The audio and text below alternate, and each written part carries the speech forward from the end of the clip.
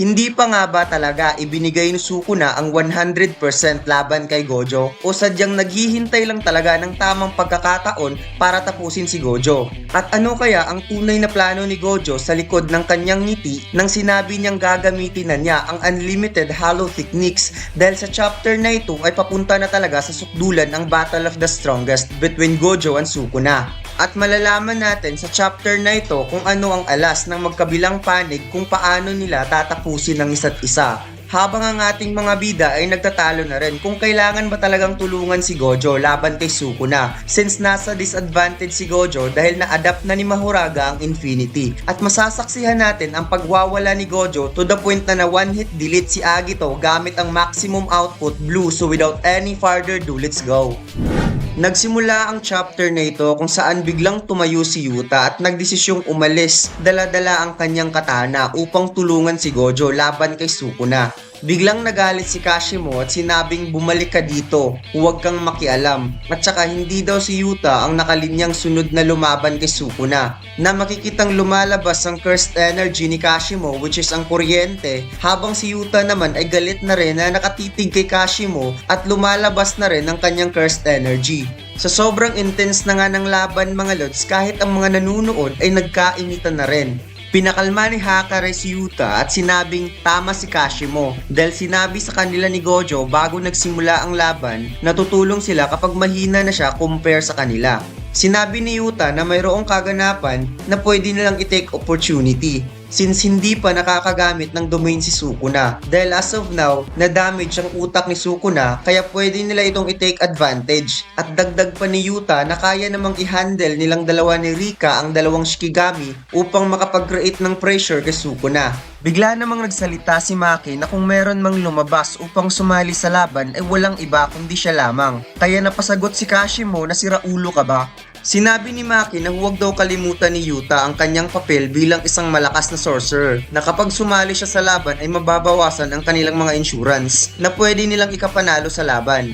Sagot naman ni Yuta na hindi nila kailangan ng insurance kung sigurado namang mananalo sila sa laban since hindi nga nakakagamit ng domain si Sukuna at dagdag pa niya na kailangan nilang sumugal kung kinakailangan habang si Yuji naman ay nakasupport lamang sa desisyon ni Yuta at sinabing Okotsu Senpai, gawin mo kung kinakailangan.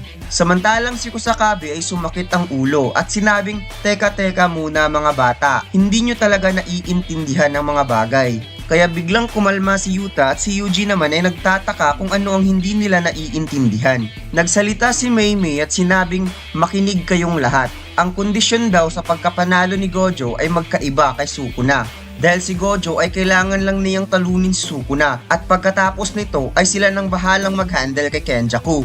Samantalang si Sukuna ay pagkatapos niyang talunin si Gojo ay isusunod silang lahat na hindi nangangailangan ng pahinga. Kaya mahahati talaga sa dalawa ang kanilang grupo kapag matatalo si Gojo na may maghahandle kay Sukuna at may maghahandle kay Kenjaku. At dagdag pa ni Hakare na siguradong may trump card si Sukuna na hindi pa niya ginagamit. Nasagot naman ni Yuta na ang ibig mo bang sabihin na hindi sila dapat galitin? Kaya napasabi si Kusakabe na tama ka dahil paniguradong mayroong malakas na naghihintay like Uraome kung gagawa sila ng hakbang. At sa ngayon daw ay hindi pa nila alam kung ibinigay na ba ni Sukuna ang 100% laban kay Gojo. Habang si Gojo naman ay binibigay ang kanyang best para talunin lang si Sukuna.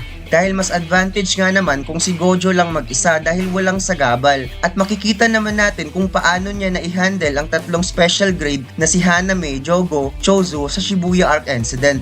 Kaya dito na-realize ni Yuta na pabigat lang pala siya. Habang si Kashimo ay sinabing ganito ba talaga ang makabagong sorcerer. Kaya napaha si Hakare kung anong ibig sabihin ni Kashimo. At heto na nga mga lods, Asta Katana Design, 6-Eye Gojo, Ryumin Sukuna, bestseller sa TikTok Shop at Shopee. Naka DTF printing yan mga lods kaya napakatingkad ng kulay at matibay ang t-shirt natin. Makapal dahil 200 GSM yan mga lods. T-shirt pa lang, quality guarantee na kaagad. Yung link nasa description. Sinabi ni Kashimo na hindi mo nagigets ang aking punto dahil ito yung laban ni Gojo at hindi tama na may mangingialam sa laban ng The Strongest Battle. Maya-maya pa ay mayroong naganap na pagsabog sa building na makikitang pinagtutulungan ni Agito at Mahoraga si Gojo habang si Mahoraga ay unti-unting nawawala gamit ang shadow at bigla itong umatake sa likod ni Gojo na agad namang naiwasan at sabay nagpakawala ng malakas na suntok kay Agito at mukhang hindi Black Flash ang ginamit ni Gojo dito mga lods kundi isang kamao na may lapse blue dahil makikitang nagkaroon ito ng matinding impact sa likod ni Agito. Subalit madali lang na-generate ni Agito ang ginawang damage ni Gojo gamit ang reverse curse technique. Kasunod dyan ay ginamit ni Agito ang kanyang buntot na parang isang ahas subalit kaagad namang pinutol ni Gojo ang ulo nito.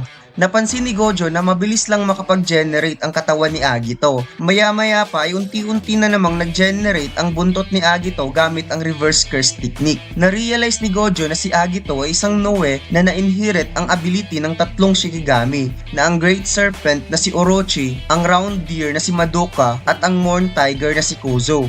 And I think itong si Kozo mga lods ay ikasampung Shikigami since hindi pa natin to nakita. Dahil as of now, 9 pa lang talaga ang pinakitang Shikigami from Divine Dog to Mahoraga. At since may kakayahang makapag-generate ang Round Deer ng mabilis gamit ang reverse curse technique, ay ito yung dahilan kung bakit na-adapt ni Agito ang mga suntok ni Gojo na may kasamang limitless. Kaya sinabi ni Gojo na iwa-one-shot din niya itong si Agito same as sa plano niya kay Mahoraga. Pagkatapos ay biglang ginamit ni Mahoraga ang kanyang sword doon sa floor upang makapag-create ng distraction kay Gojo. Subalit hindi nga nakalapit ang mga bato dahil sa infinity habang ginamit naman ni Mahoraga ang bakal para hampasin si Gojo galing sa itaas. Kaagad na iwasan ni Gojo ang pag-atake habang nakangiti at bigla itong nag-jump sa itaas para sipain sa mukha si Mahoraga.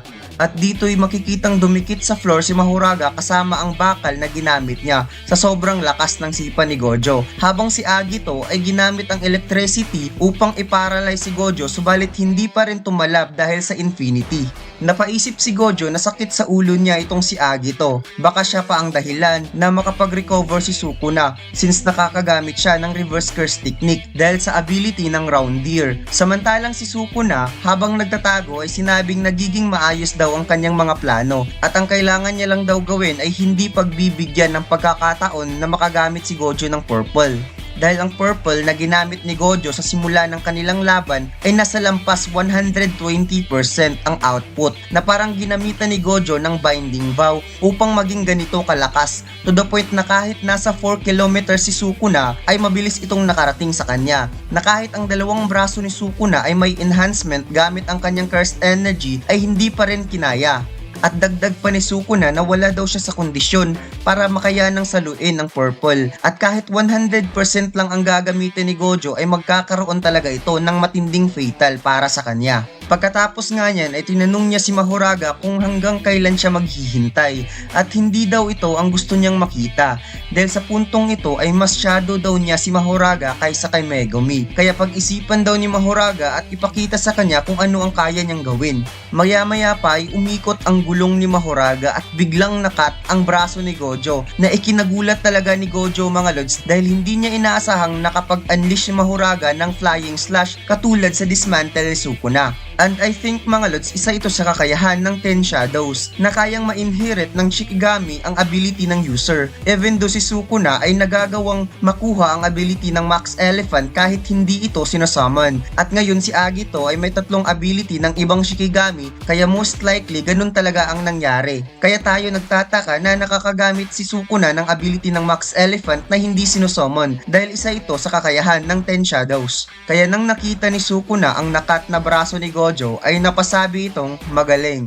Habang si Kusakabe ay hindi makapaniwala na nakapag-unleash ng slashes si Mahoraga. At si Yuji naman ay nagtataka kung paano nagkaroon si Mahoraga ng ability na kapareho kay Sukuna. Habang si Shoko naman ay nag-aalala dahil humihina ang healing process ni Gojo. Pagkatapos habang natamaan ng suntok si Gojo from Mahuraga at makikitang si Agito ay kumaripas ng takbo sa gilid. Biglang sinipa ni Sukuna si Gojo at tumilapon papunta kay Agito na nag-aabang pala sa likuran ni Gojo. Na makikitang inihanda ni Agito ang kanyang kamao na may electricity kaya sa pool na naman si Gojo mga lods since naka-off pa ang kanyang infinity galing sa pag-atake ni Mahuraga. Pagkatapos ipinakita na naman ni Gojo ang pakiramdam na ginaganahan sa laban yung feeling na walang makakapigil sa kanya dahil makikitang nakangiti ito habang tinititigan si Agito at ang kanyang kamao ay may lapse blue na sinabing alam mo ba, pinag-iisipan ko talaga ito na hindi ka bagay dito. At pagkatapos ay sinuntok ni Gojo si Agito to the point na nawasak yung ground sa sobrang lakas ng suntok habang si Sukuna at Mahuraga ay walang nagawa kundi tinitingnan na lamang si Agito na winasak talaga ni Gojo using his one arm.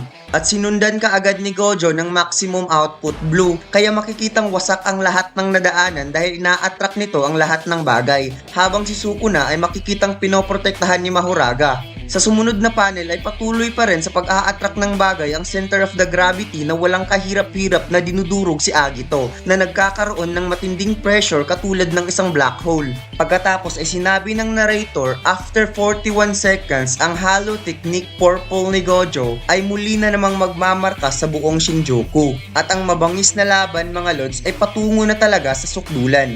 At I think mga lods sa next chapter ay gagamitin na talaga ni Gojo ang Unlimited Halo Purple na hindi talaga ito ine-expect ni Sukuna kung ano ang ine-expect niyang lakas sa final blow na gagawin ni Gojo. Dahil may binabalak talaga si Gojo na hindi magugustuhan ni Sukuna na magpapalabas talaga ng kanyang alas. At ito nga ang Unlimited Halo Purple kung bibitawan niya ito sa harap ni Sukuna ay paniguradong walang kawala ang King of Curses kung mangyayari man ito mga lods. Kaya dito lang magtatapos ang ating kwento mga lods, walang break next week.